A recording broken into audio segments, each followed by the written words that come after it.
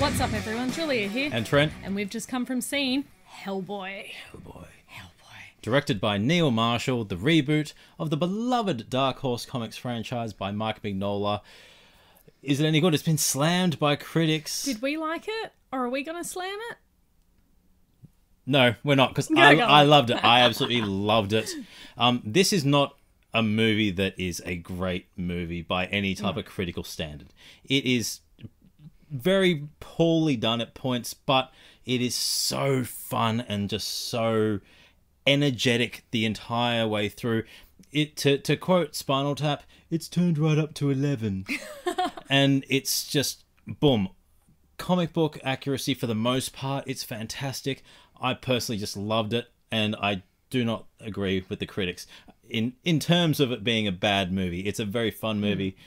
I loved it, and yeah, we'll formulate words later. What did you think? I really enjoyed it a lot more than what I thought I was going to after seeing some of the critics' reviews. Just going by like scores, not reading any details into anything, because I did want to be surprised. The CGI is nothing special. No. There's flaws all throughout this. The music, though, is fantastic. Yeah, it's a great metal soundtrack. Absolutely fantastic soundtrack. Brutal. But again, it's nothing spectacular, but it's enjoyable. It is very enjoyable. But okay, let's talk about the plot for a second. The plot takes the storyline of the Wild Hunt, where Nimue is rebuilt. Nimue, who's the Blood Queen, is rebuilt and tries to take vengeance on the world. There's a lot of elements directly panel for panel from that story, and that is where I think a lot of casual fans are going to be lost. Yes, it does definitely not explain a lot of backstory. It just goes boom straight into it, which is good. I enjoyed it. You do. You literally just get a 5-minute intro of who is Nimue, what's the Blood Queen, why is she in these boxes? Oh, and by the way, this is how the world ends. Yes, and then the plot moves on from there. There's no stopping. There's very little rehashing. You do learn a little bit about some of the characters, but not too much. That it's not wasted, which is a detriment, I would say, because there are some very big pacing issues with the movie, particularly with the editing. It's very much there's no breathing time at all. Yeah, it's very short and sharp and very so like this is done, next story, and sometimes some of the key elements of those stories were lost. Yes, and there is very little character development in this. There's a lot for Hellboy himself. Yeah, absolutely none for the supporting characters. No, and as far as I'm concerned, Sasha Lane's Alice Monaghan was the worst part of this movie. The script that they gave her dialogue was clunky. It was off. Yeah. None of her lines delivered. And I actually have to say the same thing about Daniel Day Kim as Ben DeMaio. I feel like so much more could have been explored with his character a little bit more, with his fighting his inner demons and potentially seeing Hellboy as that, well, you get to show your demons. Yeah, I can't. Mine's hidden. I'm trying to hide it from everyone. Like, I think that banter could have been a little bit better. It was very stiff dialogue throughout. Very stiff dialogue throughout. But Mila Djokovic, though. Mila Jovovich? Mila Djokovic. I cannot say. Novak Djokovic. Novak Djokovic? Mila Jovovich, yep, go on. Very interesting as the Blood Queen. I do like the pick for that, because she does tend to play the crazy girl well. She's very regal. She has the facial expressions, but the demeanour, but I ultimately thought it was very monotonous. It fell flat as well. It fell flat, and that was probably one of the biggest criticisms was the script and the interaction between the various characters. Ian McShane and David Harbour, Hellboy, and standouts. I was going to say not so much. I was talking about their interaction. Oh, compared to the other interaction, though, it was a little bit better. That ending scene, though, between them was a little bit. But my issue with the whole thing was there was no fluctuation in tone. Oh God, no! Everything was yelling or loud, and there was no subtlety in the delivery. Had this aspect to it. Yes, it's like calm. There was no subtlety, and that's what really irked me about the relationship between Trevor Brunholm and Hellboy, is that Brunholm is a much more soft-spoken character who nurtures Hellboy. We did not get that with McShane's Brunholm. That's a minor point, because I did enjoy McShane in this overall. Yes. And we have to talk about Dave Harbour. He's got big shoes to fill in Ron Perlman. You need to forget Ron Perlman and Guillermo del Toro. They need to be forgotten with this movie. Push it aside. Take it as it is. Yep. Harbour nailed it. I loved the look. With the makeup and everything. I loved the look.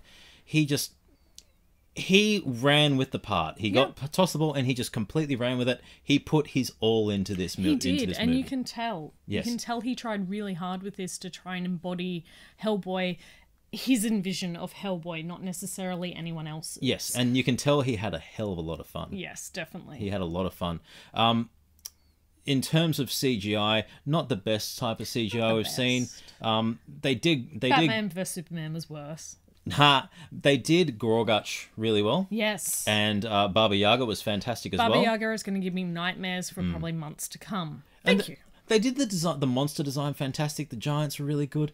The main issue with the CGI was that it very much reminded me of 300 and Sin City with that very stylized. You can tell that there's actors acting here and there's a CG background. There's a tennis ball on a stick. Yes. But ultimately, there was very few scenes. Only when there was that clunky editing did that ever take me out of it. Overall, I enjoyed all aspects. Even with that clunky editing, I kind of enjoyed it, that same 300 and Sin City vibe, and took it as a comic. Yes. I didn't go in going, I want this as real life. Yes. I went going, no, this is verbatim from the comic book. I was okay with that clunkiness of the CGI, more so than what I have been in other ones where it's like, oh no, this alien is in real life, so we have to make this as real as possible, and it didn't match up. Yes. So I, as much as I tend to be a bit arky with CGI, this allowed for the veil to still remain. Yes, and you touched upon something there that's really good. They went full comic book with this. They did not hold back.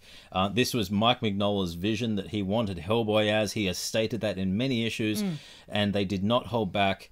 And that is a benefit and a detriment to the story, definitely. Because if we've learnt anything from Watchmen and other types of direct adaptations, comic book adaptations that they try and adapt the story directly do not always translate well. Well, it's hard to translate well as well, because when you're looking at a comic book, you're looking at something that's necessarily 2D, quite flat, not a lot of dialogue, a lot of visual, which is hard to portray, I think, screen-wise. Which is built up over time. Yes. So many issues and so much time is taken into a comic book, and I don't like that first introduction of Nimue was first comic book, one of the first couple of chapters, or was it really short? Yes, it was like a couple of pages in the Wild Hunt. So yes. But and this is where I forgot my point. No, this is where the character development comes in. We didn't see much like plot moving forward. Once the plot started to go, it was very exposition heavy, and that was mostly by McShane.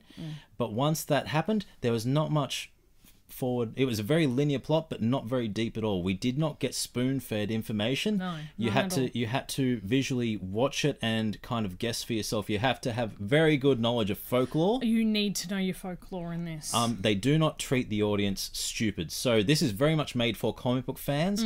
I still think diehard Hellboy fans will be disappointed with the final product, and that's purely based on the tone and just kind of the ludicrousy of it. If I had to liken it to any movies, I would liken it to Shaun of the Dead and Zombieland. It's that kind of comedic horror ludicrousy. I get that. Mixed with the heavy metal video game from Jack Black, and it just doesn't take itself seriously. It knows that it's going to be stupid and lampoony, and it just runs with it. And to the most part, for me, it succeeded a lot. Yeah. It's not going to be a critical masterpiece or anything like that, but I had a freaking lot of fun. And there were some pacing issues where I was like, okay, it's starting to grow on. But overall, beautiful. Gorefest. Even as a Gorefest, I still couldn't take my eyes off the screen. Yes, and I enjoyed it. I enjoyed it a lot. I really hope to see more. They've introduced characters to set up a sequel. I hope, even if it's just a straight to DVD or Netflix pickup, can we get a sequel? I think we will. But I personally loved it. It's not a critical movie by any means. So if I was to give it a critical review, it would probably be a 4 or a 5. Yeah. But from my fan point of view and just how much I loved it, I'd give it a 7.5. I thoroughly enjoyed it. I agree. If it was from a critical point of view, probably only a 3.